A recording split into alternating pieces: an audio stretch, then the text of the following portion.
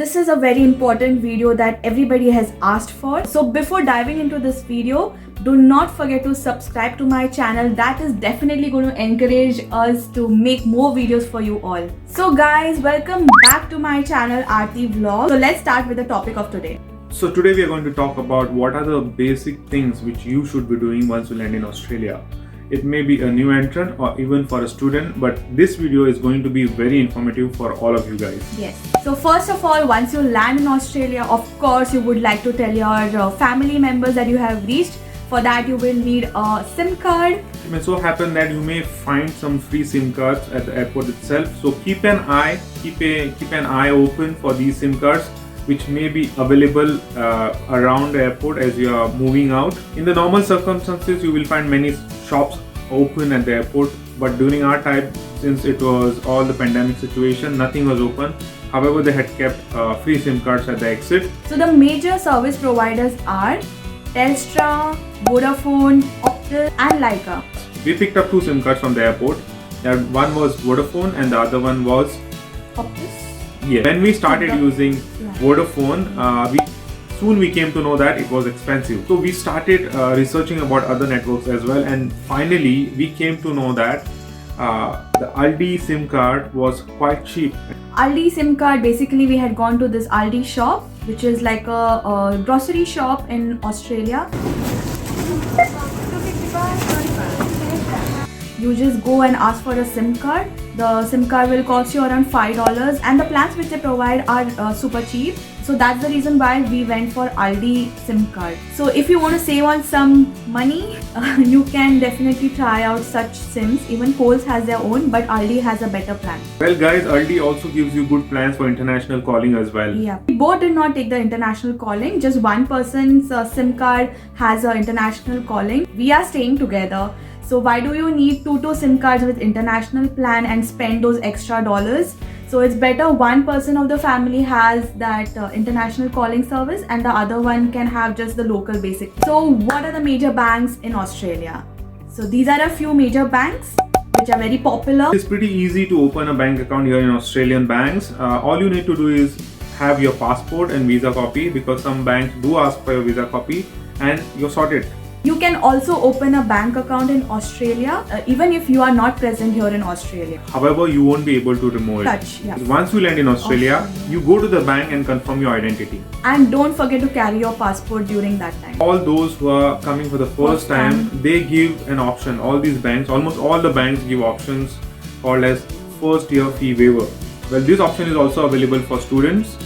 Do apply in that option so that you don't have to pay for those monthly charges during your first year transaction with the bank. In case you are a student and want to open a bank account, please mention that you are a student. There are different types of bank accounts for the students. If you don't do that, they might charge you administration fees. Well guys, if you're coming as a couple, we would suggest you that both of you all open account in two separate banks. Because you don't want to put all your eggs in one basket. So have different bank accounts. So there are various modes of getting money from any other country into Australia. So one of them could be carrying cash, like hard cash, which is not advisable because it is very risky to carry cash, right? The total amount of cash which is allowed to carry into Australia is 10,000 Australian dollars. So if you're carrying more than 10,000 AUD, you need to declare. Another option could be using a multi-currency forex card. And the third option could be transferring from your Indian account to Australian.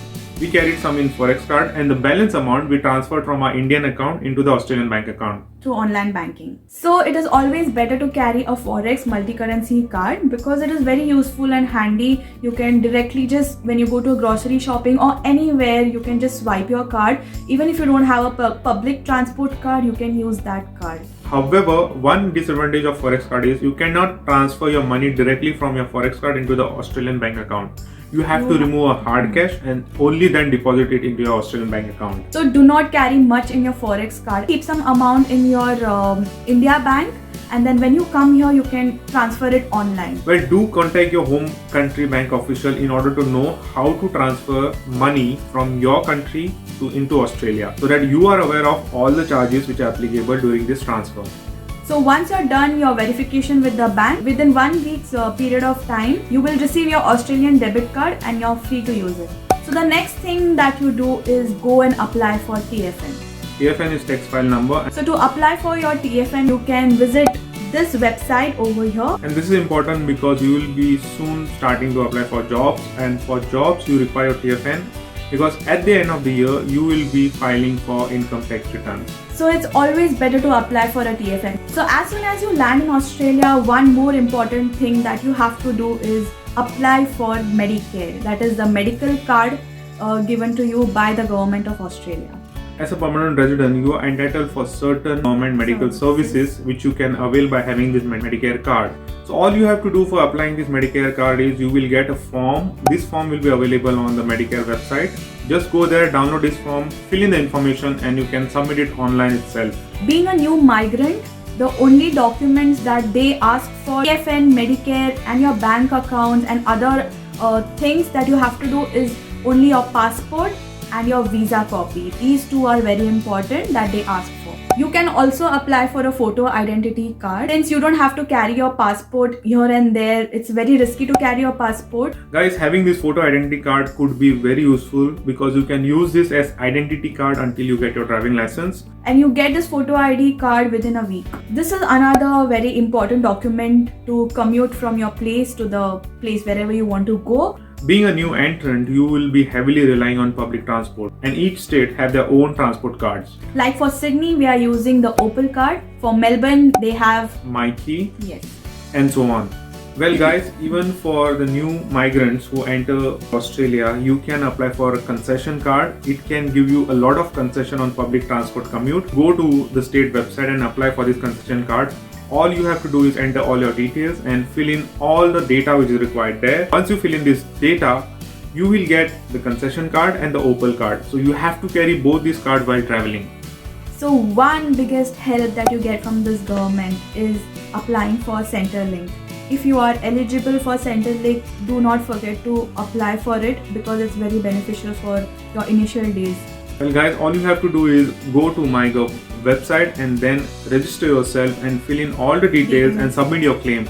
And if they feel that you are eligible for this Centrelink payment, and definitely they will intimate you and you will directly start getting this payment as well. It's a form of help from the government for helping you financially, especially for job seekers as well as job keepers. Okay, so one most important thing that you have to do once you land here in Australia is hunting for a house or apartment. So if you are in India and you don't have any relative to stay in Australia, you can always search for Airbnbs, and once you land in Australia, maybe for a week, you can stay in that Airbnb hotel.